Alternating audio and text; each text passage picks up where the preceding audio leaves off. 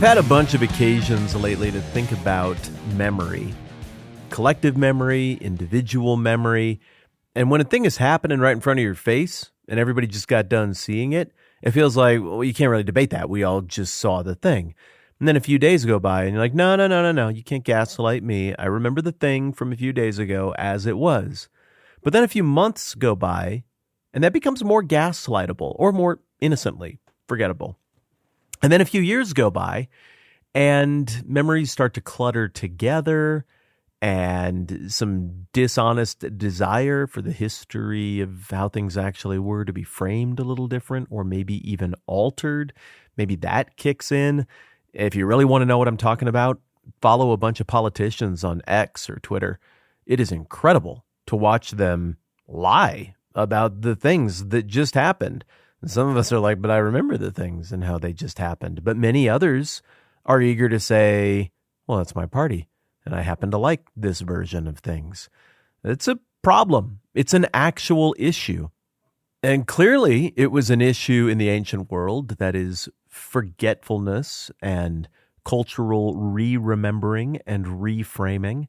And that is why so much of the early Achaemenid Empire has language and motifs and images and artifacts surrounding it that are all about historical memory.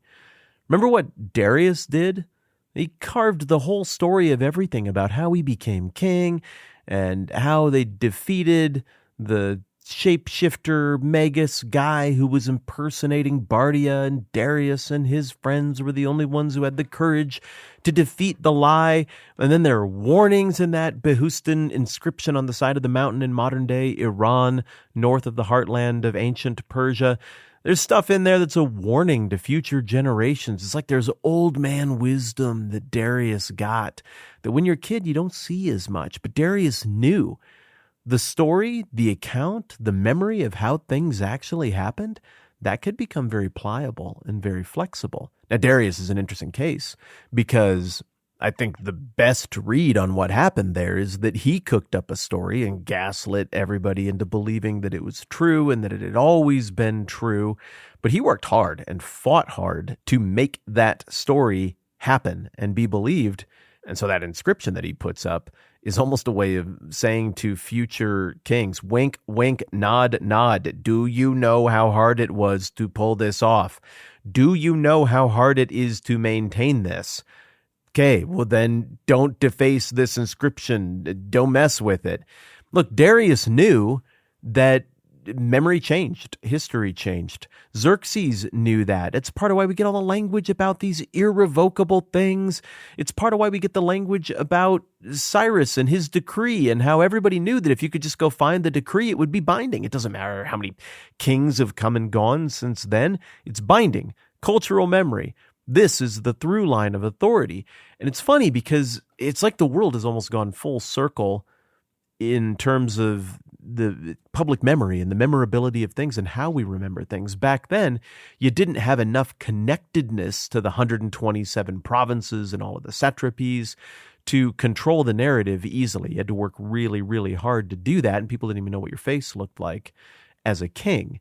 And then now it's really hard to control any kind of narrative or say what truth is or make memory work because, 3 minutes ago I was goofing around on the internet and I saw there's an app now where you can just take a still shot of somebody looking into a camera and then use a quick video capture of yourself or just move around a little stick figure to make that person dance around on the screen however you want.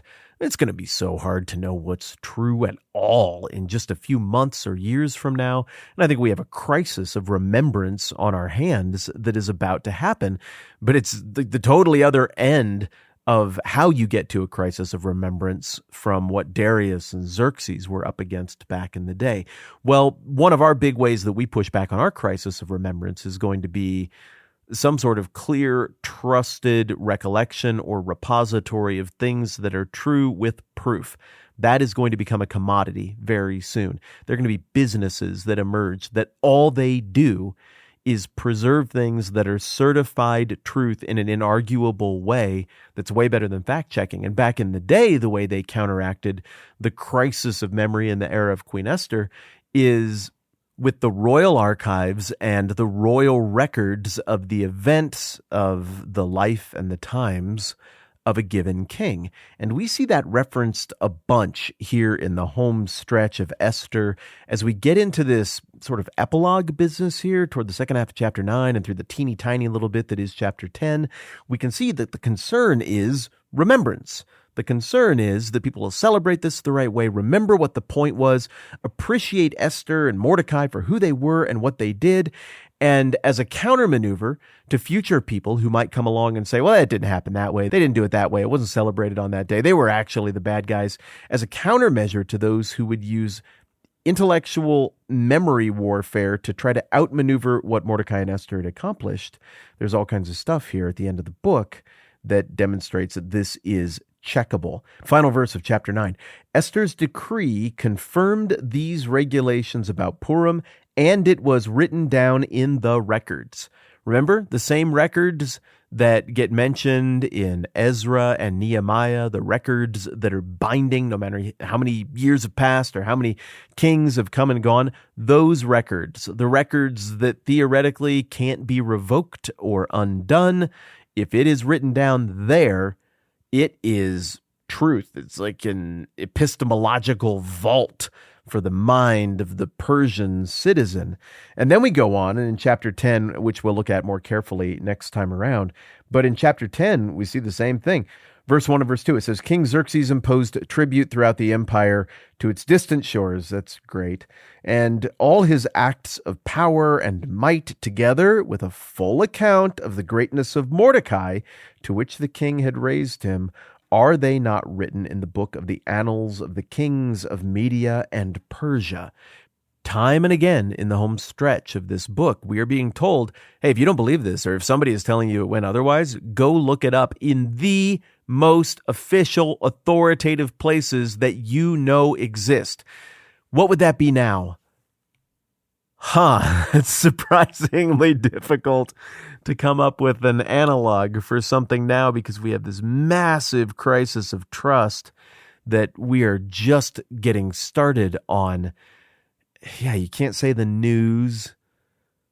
You can't really say books because those have started to fall out along ideological lines. Wikipedia gets raided and attacked and edited by people of certain ideological bent one way or the other. You can't say Twitter. It's tough. I'm not sure what the universally agreed upon highest truth claim authority that you could point to someone to in our day and age would be. The Library of Congress? I don't know. I look forward to hearing from you as to what that analog might be. But clearly, in the mind of Esther and Mordecai and Xerxes and Darius and eventually Artaxerxes and Cyrus and Bardia and all of the officials and eunuchs and the noblemen and the citizenry and the satraps governing the outlying satrapies and provinces, all of them agree this is where truth happens. And Esther is going way out of its way to say, this is written down and real. Why is this so important? Okay, so one, we're trying to make sure that we remember and we remember accurately and that we gaslight/rewrite history proof this story for future generations. But I think a second reason that it really matters is that, like we talked about way back at the beginning of our time together working on Esther months ago, there are a lot of people who look at this and say, well, it feels like a fairy tale. It reads more like a fairy tale and is probably mostly made up. I don't think that. I haven't treated it that way. It certainly is told with the lilt and flair and flourish and organization and delivery of something that is highly crafted to illustrate a point, but it holds itself out, I think, as being truthful.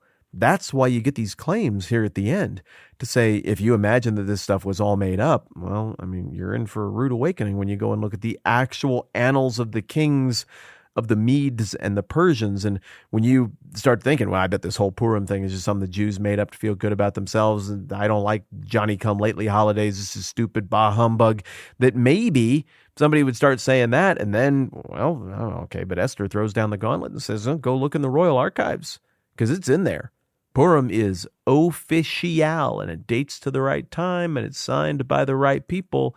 This stuff is real. Now look, could somebody have come along later and just written that down and been like, it's in there, I call your bluff, and then nobody ever really has the opportunity to go look? Yeah, I suppose so, but it sure feels like a bold play from a very scribal preservation of memory mindset position to declare that the stuff you just read, it's real, and you should continue to remember this and celebrate it moving into the future. More on Chapter 10 next time around. Quick reminder, if you haven't gone back and listened to last week's bonus episode about the whole sticker thing, I'm really excited about the sticker things. Those have arrived. I've got 3 versions of We Just Finished Esther Level Up, Got This Book in Your Hip Pocket Achievement Unlocked stickers. One is going to be outlined in white, and very soon, I'll let you know when, that'll be available for purchase. I'm just going to put the cost on it that'll cover me hiring somebody to manage all of that and send it out. So you can get the white version of the sticker, but then everybody who's supporting the show, when I send out the Nehemiah Field Notes book for our next season, you're going to get one of those that has the gold outline as a special limited edition way of saying, thank you for supporting this season and hoping that you'll stick with me in future ones. And then those of you who just did shockingly above and beyond things, and you know who you are, I've got a very, very limited edition special hologram version of the sticker that I'm going to be sending to you as a thank you as well. For all of us, I hope that these stickers, which are beautifully made by my friend Bethany, will serve as a reminder and something that prevents future forgetfulness, as a marker stone, as something of our own royal mental personal archive to document that we put in the time and the work on this together, that we made this a part of our lives for this little period of time, and that is a pretty big deal. All right, I think that's plenty for today. I'm Matt. This is the 10-Minute Bible Hour podcast. Let's do this again soon. Thank you to all of you who have taken the time to leave a rating and review on your podcast apps. We're grateful because it's encouraging and it helps new people find their way here.